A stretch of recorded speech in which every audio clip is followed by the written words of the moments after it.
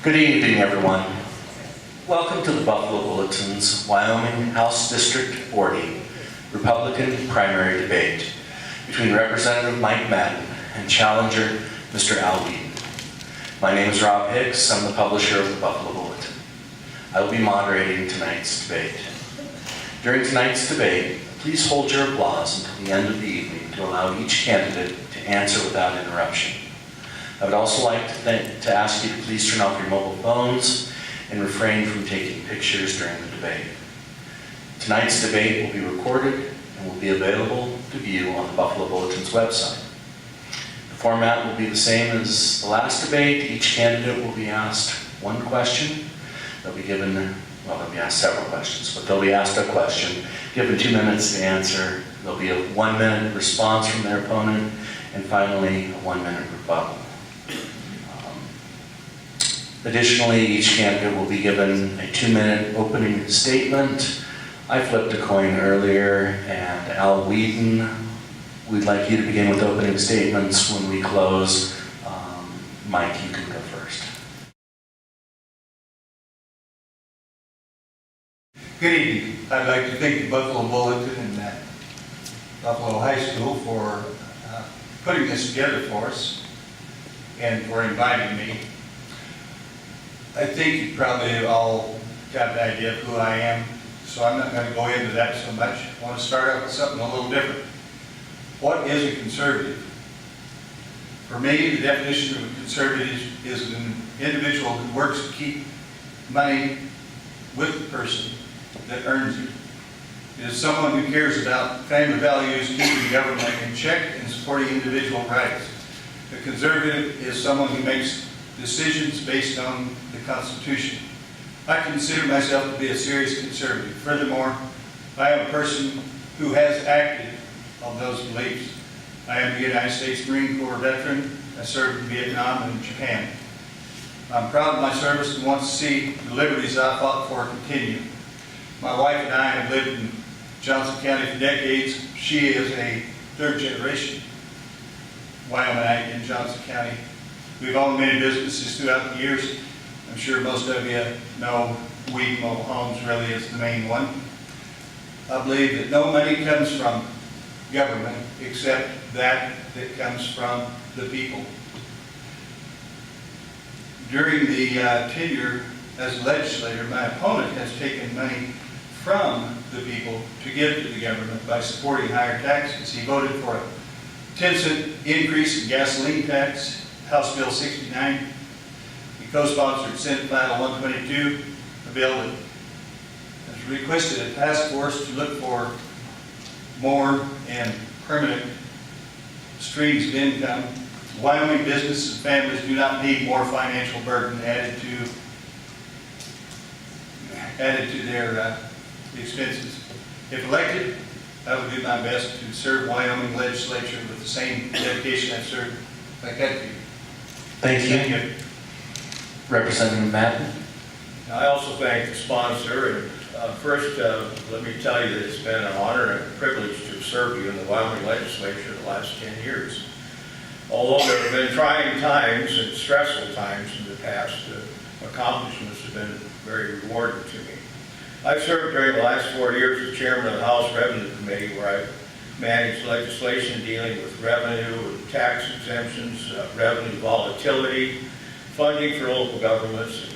I also serve on the Finance and Investment Committee, and I'm a co-chair of that committee. So why am I running? First, the reason I'm running is because I maintain an interest, a genuine interest in state and local government. And second, there's always been a shortage of people with my background and skills in budgeting and revenue and economics. And so I feel I'm capable of making a difference, especially in these economic times in which we now find ourselves. Finally, the House is already projected to have a historic high turnover of 25 out of 60 members. My wife, Cheryl, and I consider it a privilege to live in Johnson County, and we always participated in activities and volunteer projects for the benefit of the community, and we hope to do so into the future. I look forward to the discussion here tonight, and I hope it's useful to those who are in attendance. Thank you. First question goes to Al. Al, with the decline of natural gas prices, as well as the national shift away from coal electric power, Wyoming's revenue picture has fallen drastically. What, if any, revenue increases would you support? Why or why not? That's the first part. Second part, what are your budget priorities in terms of expenditures? And finally, where would you cut spending to keep expenditures in line with revenue? Thank you. Well, as you said, all the minerals are down. Natural gas is down. It's probably going to go more because it's cheaper to produce in other parts of the country than it is here. We do still have some production, but it keeps getting whittled away. Coal is definitely down, and if the present administration has their way, if they are able to continue their administration through the new president that will follow the same pattern, coal is gone, more or less. Of course, oil always comes back. It will be back eventually. As far as revenues, I don't think that we should, being the income revenue is down, and it looks like most of the things, natural gas is not going to come back that well, and coal is not going to come back. We are going to be short of revenue continuously compared to what we've been used to in the past. We have to learn to live within our means. Just like business, we have to learn to live within our means. And I don't foresee that we could or should increase any taxes. Most all the taxes, if you look at them closely and study it, it's not going to bridge the gap that we have. And taxes would hurt the economy. It would drive a lot of people away from our state. Second part of your question, budget priorities. When it comes to budget, the priorities should be taking care of the primary things, health and safety, and taking care of those entities and those people that are most vulnerable. My priority is to cut spending, but not cut it just straight across the board. To cut it in each, to check out each individual agency. So where would you specifically look to cut expenditures? You said that you are not interested in raising taxes. Where would you recommend that we look to cut expenditures? Well, all departments of the government, of the state, are going to have to be cut. There isn't any doubt about it. The big ones are the transportation department is a big one. I'm sure that they can learn to live with less and tighten the belt. The schools, and I know that schools don't come entirely from the state, but the state spending on schools has got to be looked at closely. Those are the two big ones that could be whittled on. Okay, thank you. Mike Madden, 1 minute to respond. Okay, thank you. First of all, I think it's very clear to me when you talk about budget priorities, your first priority has got to be those expenditures that are dictated by the Constitution. And we do have a lot of constitutional requirements, including taking care of those citizens who are not able to take care of themselves. And that's one of the first things I would consider.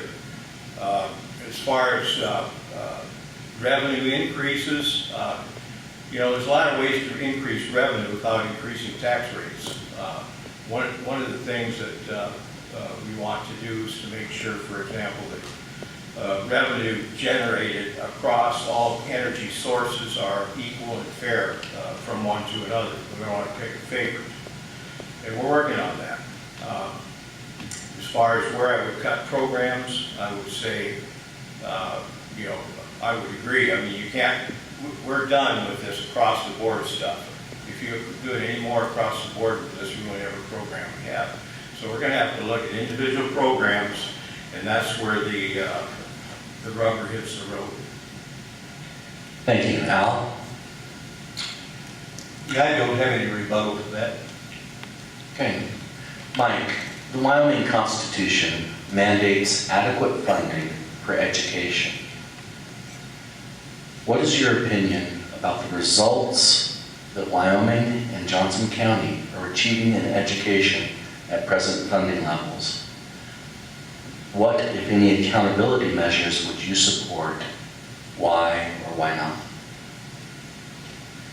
Okay. Thank you for that question.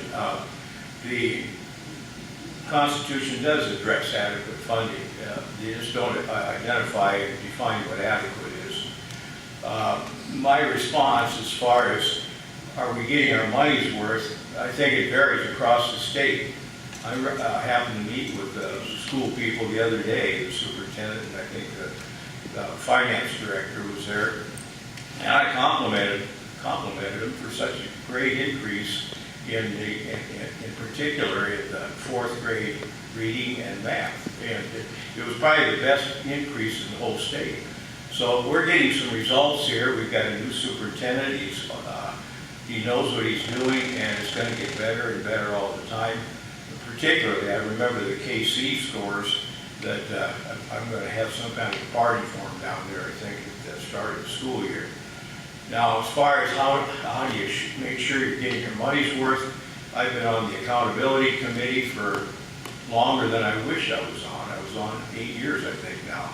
And the reason for that is that we pay out about $17,000 for every student in every school in Wyoming, and we get vastly different results. We have some rock stars, and we have some that can barely write their name. So this accountability is a work in progress. We've made improvements. We've got to do more about testing, and we're getting there, and it's going to be better as we go on. Thank you. Al? I noticed the word rock stars. This scores rock stars among schools. Johnson County, Buffalo schools, as far as I'm concerned, are rock stars. We have kids in schools in other parts of the state and in other states, and the ones here top them all. Anyway, as far as adequate funding, I understand that I heard Mike say $17,000 per student. I had heard that it was $18,000, and this was brought about by the fact that Gillette was able to provide a higher amount for each student, and the courts dictated that because Gillette provided, I heard the number was $18,000 anyway, because Gillette was able to provide $18,000 at all of the schools across the state, had to spend that much per student. And it's obvious some of them haven't in the past, and that means that there is money that can be pulled from that. Looks like my time's up. Yes, thank you. Mike, rebut? Well, I think what my opponent's talking about is the Campbell decision. It did not dictate that we had to spend the same thing that Campbell County was spending, but they were used as a guideline. And we did not settle on that. I mean, they were spending, I don't know what it was at that time, but they were spending a lot more than most everywhere else in the state for obvious reasons. They had they had the money and other parts of the state had no money. And so that's where that came from. I think, that we still have a lot of work to do when it comes to making sure that every student has an equal education in the state. And, I'm dedicated to that. That's kind of my whole background. I spent my lifetime as an educator, and it just really distresses me when I see that some students don't have the same chance in this state as other students do. Thank you. Al, in light of the Citizens United decision, there's a great deal of discussion on outside spending in campaigns. For full disclosure to the people of Johnson County, who are the major funders of your campaign or are funding a campaign on your behalf? How much has been spent on your campaign thus far? And in light of that outside funding, how can you ensure the residents of House District 40 that you will serve their interests and not special outside interests? Well, first of all, as far as serving the interests of Johnson County and my constituents, that is what I am here for. It doesn't make any difference who or how much someone donates to my campaign. As far as the amount spent on my campaign so far, I don't know the exact amount. Our accountant has already filed the necessary paperwork with the state. I think the deadline is maybe tomorrow. It had to be done, and she's already filed it. We have, I believe, spent approximately $4,500 or $4,600, and most everybody can see what it's being spent on. And of course, it's being spent on signs and advertising, and I had probably spent quite a bit out of my pocket. I haven't charged off anything to it as far as travel and such as that.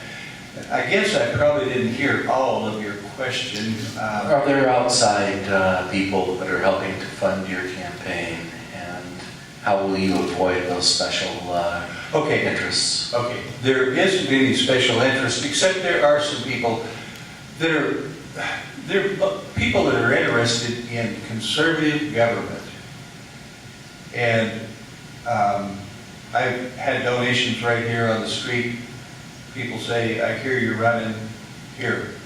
Yeah, and I've had people say, do you need money? And write me a check. So bigger donors you're asking about, the biggest donor, there's a conservative on the other side of the state that has supported several conservatives across the state, and he doesn't have any agenda except he wants to see more solid conservatives in the legislature.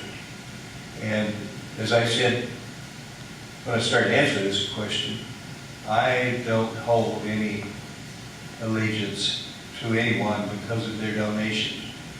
I haven't promised anything to anyone and do not intend to promise anything to anyone.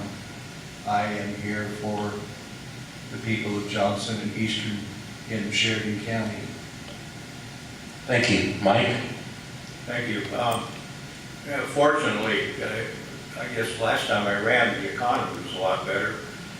So I was a lot more successful in gathering money up from donors. So I had carryover money for campaign this year. This year the PACs are not as, they're a little bit more stingy than they were last year because of the economy. I don't have any special group of PACs that send money. Most of them are just people that send small amounts of money, or individuals, PACs that send small amounts of money simply because they're looking for good legislators. They come from education, the taxpayers associations, telecommunications, some from oil and gas, some from utilities, there's a variety, most of which are not more than, the maximum I think is $500. I just submitted that the other day and I forgot. I have no, what I call special interest money that, aside from the taxes I just described, that I have taken or that I accept. For example, the Wyoming Liberty Group, I've never accepted any money from them. I've never made any commitments to them, any tax pledges or anything like that, because I work for the people in this county. Thank you. Al? The Secretary of State is pretty serious about funding. We have to report every penny. We have to report specifically who it comes from, and there are limits on what can be donated. And all of you can get on the internet. I'm sure mine, for what I've done so far, is already posted, because we have to have it letter perfect when we send it in. And it's been sent in already a couple of days ago, so if you're interested, you can get on the internet and see what it is. But once again, I am only beholden to the people, you people, and the people of Johnson County and the eastern end of Sheridan County. You're my constituents. You're who I'm working for. I put out a lot of effort and some of my own money in this, but I don't have anything that I'm going for. I'm not running for this position to embetter myself. Thank you. For full disclosure from the moderator, I was going to ask Mike the same question, but he already answered that question with his rebuttal. So I'm going to move forward and I'm going to ask Al another question. There's going to be an uneven number of questions. Al, the federal government owns 48% of Wyoming land. Much of this land is controlled by the Bureau of Land Management and is open for hunting, ranching, logging, mining, and drilling. The Republican National Committee has endorsed the idea of turning over federal land to the states. In 2015, the Wyoming legislature approved $75,000 to study which federal lands could be transferred to Wyoming. What policy would you like to see move forward, and why? Please outline your plan and how it would be financed. Okay, I have considered this quite a bit and tried to read up on it. As far as transferring the land to the state, it seems to me that it would be a big burden on the state, and with our financial situation the way it is right now, I don't think, from what I know of it, that we should consider going forward with this. For one thing, the minerals are owned by the federal government, as one of the commissioners mentioned. The federal government is never going to give up those minerals, and that's what supports the maintenance of it. Financially, I think it would be a big burden for the state, and it's something to keep on the table, but not now. In the financial crunch that we're in, it's not something that we should consider. We're a lot of times not happy with the way it's managed. Being it's coming from the White House or the East Coast, we're not happy with it, but it is pretty well taken care of. I don't think the state could improve a whole lot on the way the lands are managed, and I don't think it would be an income, as far as I know, to the state. So I think we should table it for now. What circumstance would you take that off of the table? Well, finances is the reason I would say table it. And if our economy turns around and we're more capable of, like you said, we've already spent $75,000 on the study of it. And that's just a pittance of what it's going to cost to make the transfers and everything. And the states where they have done it, it's a difficult thing, and it takes, I guess it takes several years to get the transfers done. And it amounts to establishing another bureaucracy in the state, which we just absolutely do not need. We can't afford to the bureaucracies that we have. Thank you. Mike? Thank you. I remember the bill, and I think I voted for it. I'm sure I voted for it. And the reason for it is like you described. It said we need to determine which type of federal lands are even worth considering. And in my mind, I think it's worth considering BLM ground. Okay? I don't think we ought to get in the forest business. The federal government has already ruined the forest. There's no way to get it back in any kind of shape. And certainly we don't want to get involved in national parks like Yellowstone and Grand Teton. But setting that aside, I think the BLM, contrary to what my opponent says, we would have a chance to make some money on that. We have school lands interlaced throughout all this BLM ground out here. And this ground is making, our school ground is making lots of money for us because we manage it right. We're not giving away the lease rights, we're using market values, and we are getting our fair value for mineral exploration. So I think there's a chance we could make some money. However, I think as an introduction to this thing, we should maybe look at a test area. I don't know whether one county would be good or one area of a county or how it would work, but just try it for 10 years. Just say, pretend you give it to us and we'll run it for a while and see how it works out. And in actuality, I think that we'll all be in Willow Grove Cemetery by the time we get it accomplished, but we'll see. Al, rebut.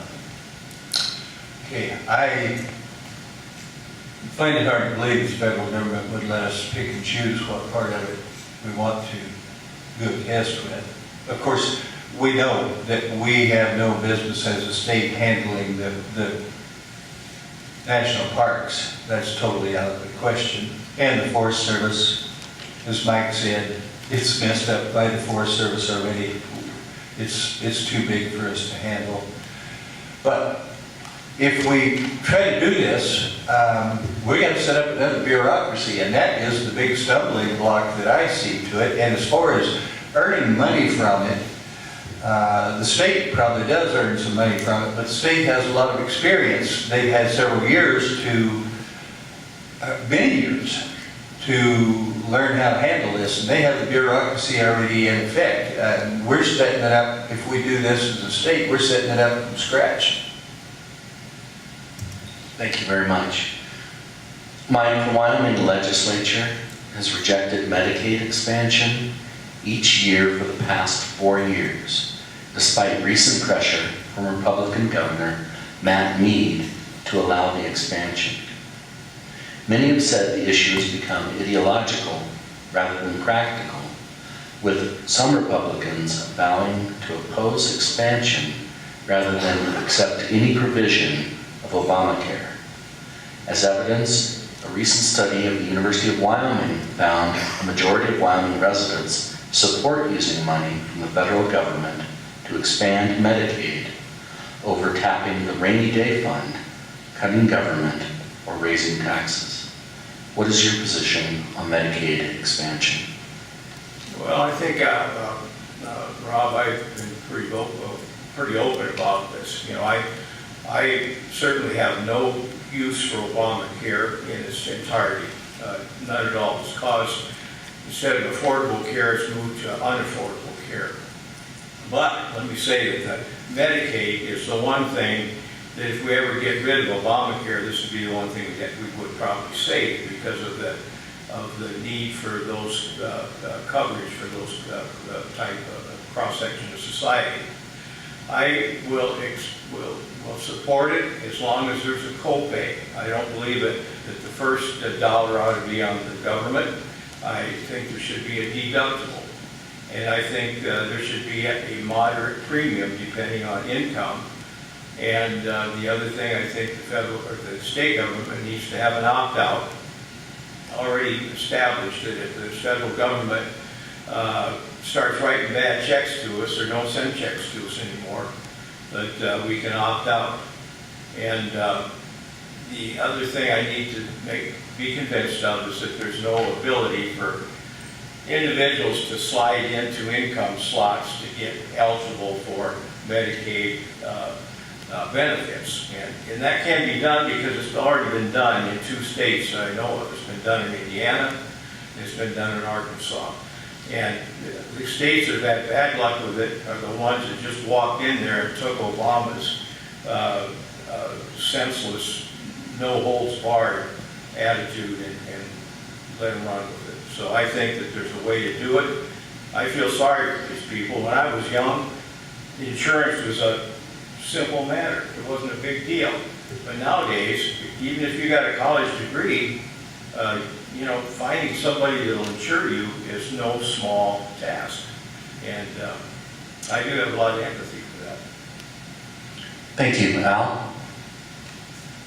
Well, the biggest agreement is Obamacare has messed up insurance for everyone across this nation entirely. And for them to try to put it off on the states by making us take people into Medicaid with the offer from the present administration that they will pay 90% of it, and I think it's on a declining basis. It goes down. I take that back. It's 95%, I believe, and it goes down to 90, and it seemed like there was something even less than that. But the whole thing is trust. Who can trust the present administration? And they're trying to push their mistake off onto the state. I know we do have to take care of our people, but hopefully we will find some other way to help the people that are truly in need. Thank you, Mike. I'm afraid it's not that simple. You know, there's a lot of other third-party effects here. We just last month, the governor cut $248 million out of the budget because of the tumbling revenues. Among that amount, about 70 million, some of it matched money, about 50, I think it was 30 million of our money, 50 million of the state's money of the existing Medicaid program was dropped. These were people who, you know, they were kind of these optional programs that we could participate in or not, like waiver programs and things like that. They're the ones that got stuck for this because of this falling budget.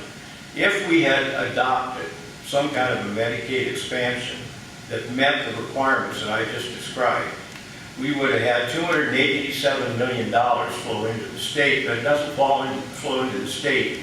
It flows into the hospitals and the clinics and stuff, and some of them are on the brink. I mean, we have some of them that have a cash flow availability of about one was 3 weeks, I think, on the other side of the mountain in the Bighorn Basin. That means that their cash flow, if it doesn't turn around in 3 weeks, they're bankrupt, or maybe they need to have a good banker. Thank you. Thank you. Al, rebut. We done? That was the I'm rebuttal. sorry, I got ahead of myself on the next question already. Al, since 2002, Wyoming has spent about $3.5 billion to build new schools and maintain existing schools. Those funds come from the sale of federal coal leases. There are still building obligations that must be met to the tune of $135 million to $170 million each biennium to meet those outstanding obligations. The bulk of the money for school facilities has come from coal lease bonuses. That money is forecast to run out by 2017. Earlier this year, Senate President Phil Nicholas, Republican from Laramie, urged members of the Revenue Committee to consider increasing taxes to begin covering the school construction shortfall. Others have argued that perhaps now is a good time to break from school construction and instead focus on using funds for instruction. How would you act to meet the remaining 1/4 to 1/3 of the state's outstanding school building obligations? Well, it's obvious it's an obligation, somehow we have to handle it. But when you start raising taxes to handle it, once you put a tax into effect, it's there forever. I am strictly against raising taxes. We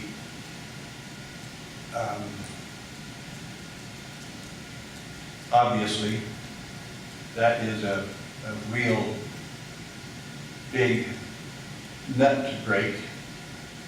You're talking about $300 million there. To be honest with you, I don't know enough about it to be making comments on it. I guess that's what I've got to say about it. Mike? Okay, thank you.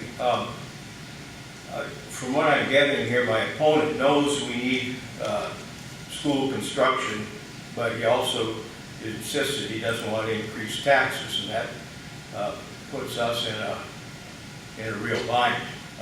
We're looking at a couple of things this interim in the Revenue Committee. Part of it's based on the fact that we've done a study already that shows that the state of Wyoming receives much more revenue per BTU of energy produced from coal and oil than it does from wind. So I asked the research people in the LSO to do this study. It's fine. It turns out that for every megawatt hour of electricity produced from coal, we end up with about $4 worth of revenue. For gas, it turns out to be about $3 or $4 also. But for wind, it turns out to be 40 cents. Obviously, we're not treating them the same. And I think that it's high time that we put all of these sources of energy, of BTUs, of megawatt hours, on the same basis so that we're not picking winners and losers like the Obama administration does. The Obama administration passes out free money to energy sources that he likes and taxes the hell out of the rest of them that he doesn't like and regulates them. And that's not right, and it's not the Wyoming way, and it's not the way we ought to be doing it in the future. Al, rebut? That doesn't give any answer for the problem, but I understand. Talking about the difference for BTU related to coal, gas, and wind, once again, we're being hammered on by Washington, by the federal government, to provide our part to subsidize wind, which in Wyoming, so many people see it as obvious that we're never going to be able to afford wind. Right now, we're affording it by, our government is taking care of it with our money, but we're never going to be able to afford to pay for it out of our pocket as far as paying for it with utility bills. As I understand it, the cost of kilowatt hours from wind versus coal is like 4 to 6 cents a kilowatt hour for coal and 26 to 28 cents from wind. I guess we kind of got sidetracked here on this about the schools. It's a terrible quandary that we're in because of the spending that was started. And some of this was started even after the legislature and the governor was being warned that we were facing a turn down in the money from the minerals industry. I agree with what Mike said. He said that I don't know that I haven't got a plan. Well, I haven't, but I didn't hear that Mike came up with a plan on it either.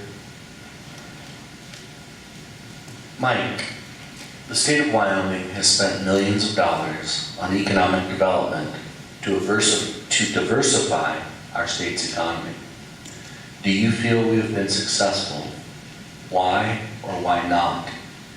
What do you feel should be done for economic development, and how should we pay for it? Please be as specific as possible. Well, thank you. I'll try to be specific. I don't know if we have been totally successful in diversifying and economic development, but I don't know if it's the problem with the programs we have or that type of thing, or if it's just really the structure that we have in Wyoming. We've had some successes. Cheyenne has expanded and diversified a lot, so has Sheridan. But here's what the problem is, Rob. If we expand and diversify and spend money bringing in these outfits, the only way we can do it is if we have a healthy mineral economy, because they're the ones that pay the bills. If we bring in a new industry, they don't pay their own freight. They can't pay their own freight because our tax structure is such that the only substantial tax revenue we get in the state of Wyoming is from the mineral industry. You bring in a family with, I say 100 employees and each have a kid in school, they end up paying on their house $800 to $1,000 a year. Their taxes, for school taxes, and they cost us $17,000. Well, where's the other $16,000 come from? It comes from the mineral industry. Now the mineral industry's in the tank, so quite honestly, we have a cash flow problem simply because we have a twisted tax structure that is bent so far into the mineral industry that 70% of our revenues coming into state and local governments come from either, or comes directly or indirectly from the mineral industry. The other 30% is the pocket change that you and I pay. Do you think anything can be done for economic development? Well, I don't know if there's anything with the given twisted tax structure that we have, but there are certain industries that we could capitalize on. And there's the industry we could capitalize here in Johnson County on is the tourism industry.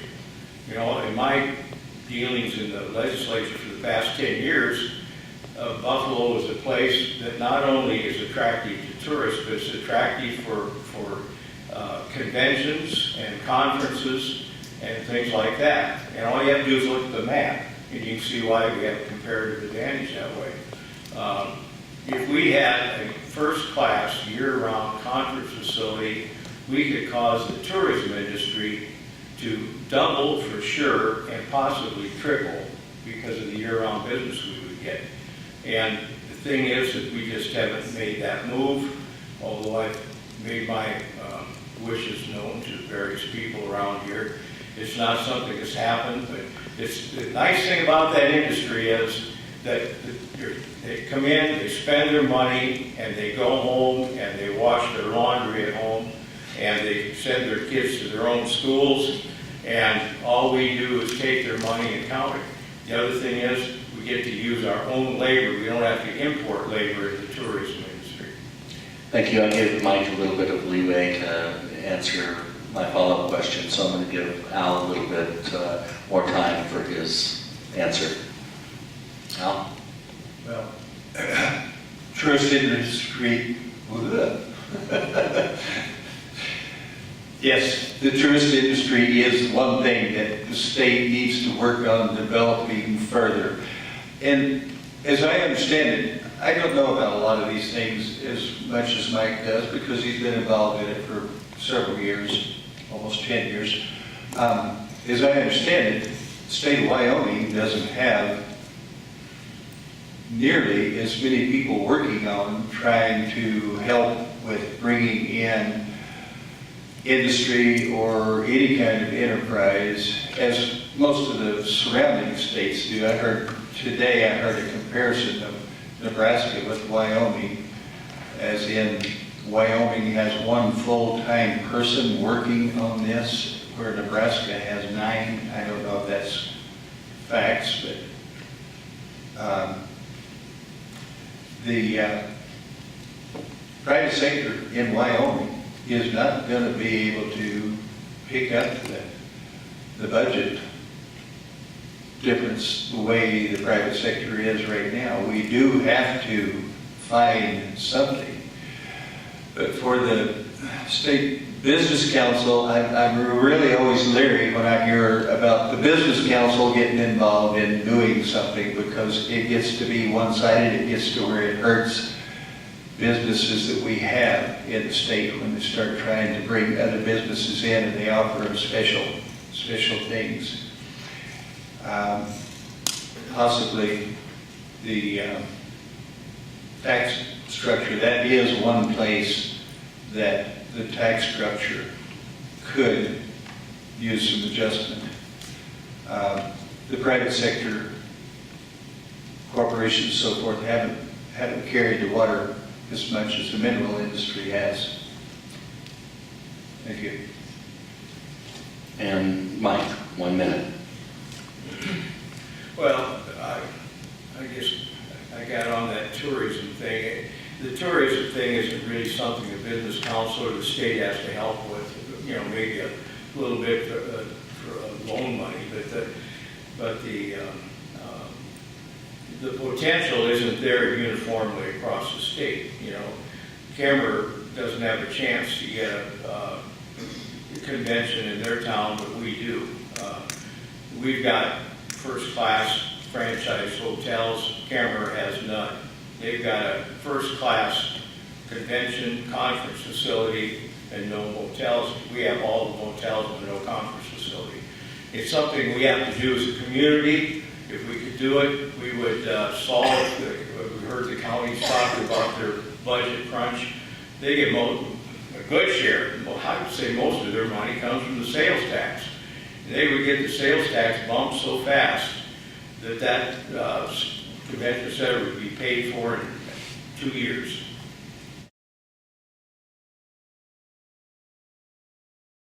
Well, thank you. And again, thank you for this evening. This has really turned out nice, I think. I guess just to kind of reiterate some of the things we've been talking about. So by far the biggest challenge Wyoming has facing it right now is our structural deficit. With 70+% of our state and local revenue coming from minerals, and knowing that all three are in the tank,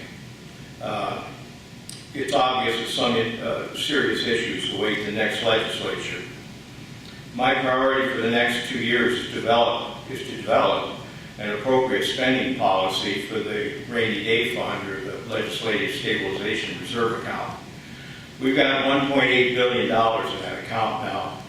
And if it was used to fill our structural deficit like we've been talking about tonight, it'll be gone in 3 years because it's going to take $600 million a year. And we haven't even talked about the school districts yet, which is going to have a $700 million deficit starting in fiscal year 19. We must be mindful this slowdown could last for many years. We must reduce spending to a level that matches the tolerable burn rate for the legislative stabilization reserve account, the rainy day fund, coupled with our ability to fund future budgets with existing revenue sources to the greatest degree possible. This should have been done earlier, but now it can't wait. I believe that anybody that keeps track of my legislative work would agree that I've never been a slacker who was content to let somebody else do the work. You can talk to people all over the state, and I will assure you that's what you're going to have. That's what you're going to hear. So my pledge to you is I'm going to exert my utmost diligence as a legislator the next 2 years to try to get this state on the right track and to try to get it in a way that's sustainable from a fiscal standpoint. We can't go on with this fiscal deficit indefinitely. So I appreciate your support, and thanks again for coming tonight and listening to would-be politicians. Thank you. Al? Well, listening to my opponent talk about he's going to try to turn the state around financially, that's wonderful. I'm glad that he would make that effort. But Mike has been there. He's been a part of the problem. This spending that we're talking about on the schools, it got outrageous. And it was partly because of, I think it is liberal thinking, liberal spending, and it really was let get totally out of hand. And now we have to try, we're in a financial crunch, and we have to try to figure out how to catch up with all that stuff that's already been done. And all I can say is there's the capital construction project. That happened after Craig's report was telling the legislature and the governor that we were short of, that our economy was going to be short of funds because of the turn down the mineral industry. Yet the legislature and the governor were intent on continuing spending. And I believe, if I'm not mistaken, Mike was a co-sponsor on the capital reconstruction project and voted for it. This saying that you're going to straighten it out after you've been a pretty good part of the cause of the problem makes me question it. And I guess that's all I have. Thank you. Thank you, Mike and Al. I appreciate you taking the time to come and talk to us about these issues. I want to also thank everyone for attending the debate. We certainly appreciate you coming out as well. On Wednesday evening, we will hold another debate for the City Council, 6 p.m., same place. We may have to use the back door again. Thank you all very much. Thank you, candidates.